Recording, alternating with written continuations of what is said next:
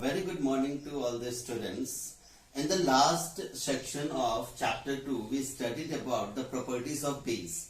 And today we will be discussing about the indicators, what are the indicators and what are the types of indicators. And also we will be discussing 1-2 questions related to acid and base. So let's come to the indicator.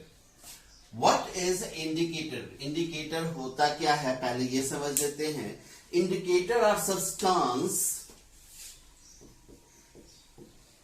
Indicators are substance which is used to show the presence of acid and base in a solution. किसी भी solution में acid है या base है, उसके presence को जिस substance से हम लोग आइडेंटिफाई करते हैं उसी को हम लोग इंडिकेटर बोलते हैं. तो indicators are the substance which is used to show the presence of acid and base in a solution. अब हम आते हैं कि इंडिकेटर्स में क्या क्या पढ़ना है. तो इंडिकेटर्स में कुछ नेचुरल इंडिकेटर्स हैं, जैसे हो गया लिटमस नेचुरल इंडिकेटर के रूप में है, red cabbage juice natural indicator के रूप में है, टर्मरिक नेचुरल इंडिकेटर के रूप में है. उसके बाद फेनोप्थलीन है, मिथाइल एरेज है, these all are synthetic indicators. उसके अलावा एक और पढ़ना है ओल्फैक्टरी इंडिकेटर्स. लेकिन उसके पहले इंडिकेटर्स के टाइप से पहले हम ये बता दें कि दो तरह के इंडिकेटर्स जनरली हम लोग देखते हैं. एक हो गया जो कलर के बेसिस पे हम एसिड और बेस के प्रेजेंस को आइडेंटिफाई करते हैं, ठीक है. और दूसरा हो गया स्मेल यानी ओडर के बेसिस पे आइडेंटिफाई करना कि वेदर देयर इज एसिड और base in the given solution. तो सबसे पहले हम कलर चेंज पे आते हैं. कलर चेंज में सबसे पहले आते हैं लिटमस पे, which is a natural indicators. अब लिटमस है क्या? What is a litmus? It is a purple colour dye. It is a purple color dye which is extracted from, ये कहां से निकाला जाता है? Which is extracted from a plant called lichen. अब आपको ये लग रहा होगा कि ये लाइकन प्लांट है क्या? तो जनरली पहाड़ों पे brick and on the trunk of the trees, big trees, काई जम जाती है. आप नॉर्मल लैंग्वेजेस में आप ये जानते होंगे काई किसको बोलते हैं. बारिश के मौसम में जनरली बहुत सारे सरफेसेस ऐसे होते हैं जहां पे काई जम जाती है, उसी को हम लोग लाइकन बोलते हैं. तो what is litmus? Litmus is a purple colour dye extracted from lichen, or lichen belongs to a plant family Thallophyta. Thallophyta group के प्लांट का एक टाइप है लाइकन, और इसी लाइकन से पर्पल कलर डाई एक्सट्रैक्ट किया जाता है जिसको हम लोग लिटमस बोलते हैं. नाउ अगर आप लोग देखे होंगे कि लिटमस दो तरह का होता है. एक रेड कलर का लिटमस पेपर होता है, लिटमस सॉल्यूशन होता है, और एक ब्लू कलर का. तो ये रेड और ब्लू बनता कैसे है? तो जो हमारा पर्पल कलर डाई है उसके एक्सट्रैक्ट को जब हम एसिडिफाइड करते हैं तो वो रेड लिटमस में कन्वर्ट हो जाता है.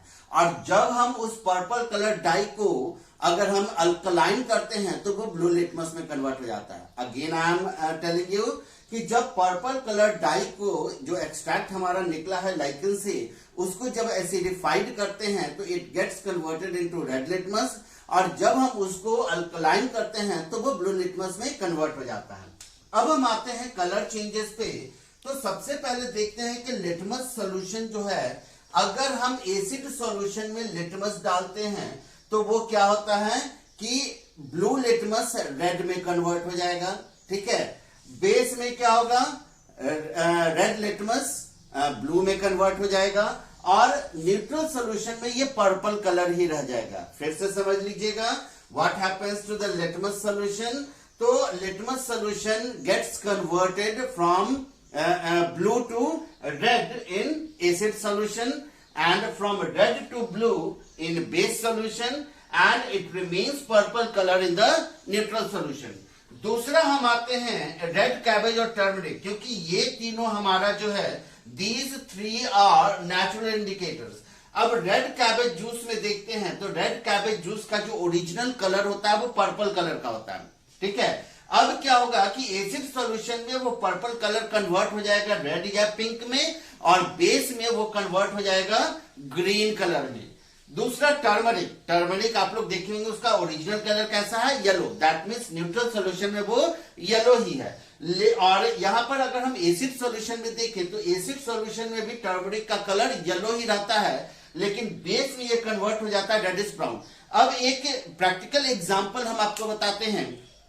खाने में हल्दी टर्मरिक पड़ता है, अगर किसी कारण से आपके क्लॉथ पे वो टर्मरिक अगर गिर जाए और अगर आप उस पर सोप लगा देते हैं, soap is basic nature, soap जो होता है वो बेसिक कैरेक्टर का होता है, और आपने हल्दी पे सोप लगाया है तो सोप बेसिक कैरेक्टर का है, तो बेस में वो कैसा कन्वर्ट हो जाएगा, रेडिश ब्राउन। आप देखिएगा कि जंक जैसा, ठीक है, जो जंक होता है आयरन में जो जंक लगा हुआ था उस कलर का कन्वर्ट हो जाएगा और वो रेडिश ब्राउन कलर कपड़े पे आ जाएगा। तो इसलिए बोला जाता है कि कभी भी डायरेक्टली सोप यूज नहीं करना चाहिए अगर हल्दी से रिलेटेड कोई भी चीज, टर्मरिक से रिलेटेड कोई भी चीज आपके क्लॉथ पे गिर गया हो। तो ये तीनों हो गया आपका नेचुरल इंडिकेटर्स। अब आते हैं सिंथेटिक इंडिकेटर्स पे, जो कि फिनोप्थिलीन है और मिथाइल ऑरेंज। फिनोप्थिलीन अगर हम एसिड में डालते हैं तो वो कलरलेस रहता है और न्यूट्रल सॉल्यूशन में भी वो कलरलेस रहेगा, लेकिन बेस में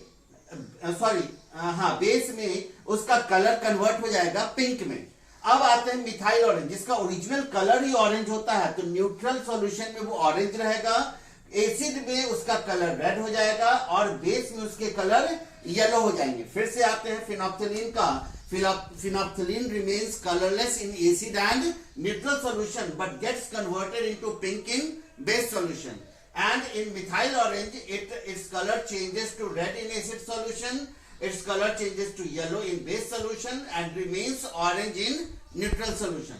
So these are litmus, red cabbage juice, turmeric is the natural indicator, phenolphthalein and methyl orange are the synthetic indicators. अब एक और टाइप है जिसको हम लोग ओल्फैक्टरी इंडिकेटर्स बोलते हैं, उसके बारे में थोड़ा सा देख लेते हैं। ओल्फैक्टरी इंडिकेटर्स होता क्या है?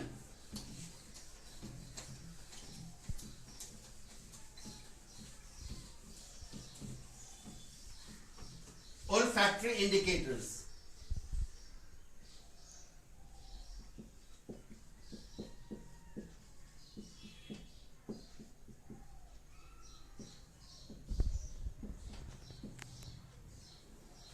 ओल्फैक्टरी इंडिकेटर्स एक ऐसा इंडिकेटर है, एक ऐसा सब्सटेंस है जो ओडर के बेसिस पे एसिड और बेस में डिस्टिंग्विश करता है। यानी ओडर के बेसिस पे हम एसिड और बेस के प्रेजेंस को आइडेंटिफाई करते हैं, तो वैसे सब्सटेंस को ओल्फैक्टरी इंडिकेटर्स बोलते हैं।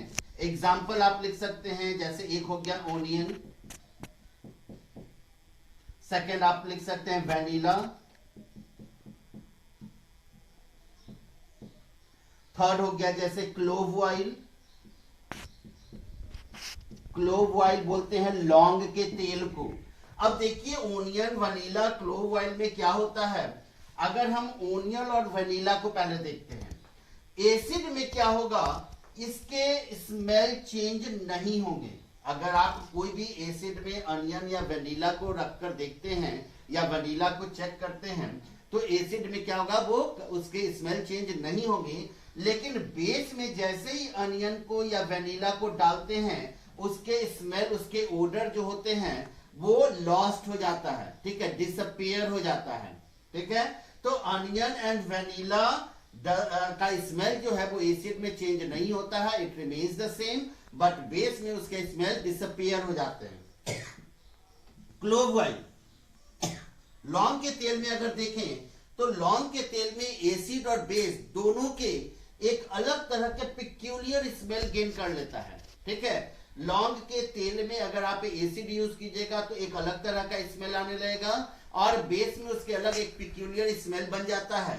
तो these three are, so not only these three, there are many examples of olfactory indicators, but over here onion, vanilla and clove oil are the olfactory indicators because it is used to show the presence of acid and base on the basis of their odor. Now we will be discussing about some of the questions based on acid and base. Simple question but important questions. Now the first question is, what do all acids and all bases have in common? तो आपने देखा होगा जब हम properties पढ़ा रहे थे acid और बेस का, तो उसमें एक प्रॉपर्टी मैंने बताया था कि acid conducts electricity in the aqueous solution and base also conducts electricity in the aqueous solution. तो हम बोल सकते हैं कि दोनों में जो कॉमन कैरेक्टरिस्टिक्स है वो क्या है, both acid as well as basis conducts electricity in the aqueous solution, and this is the common characteristics of both acid as well as base. Now the second question is, what happens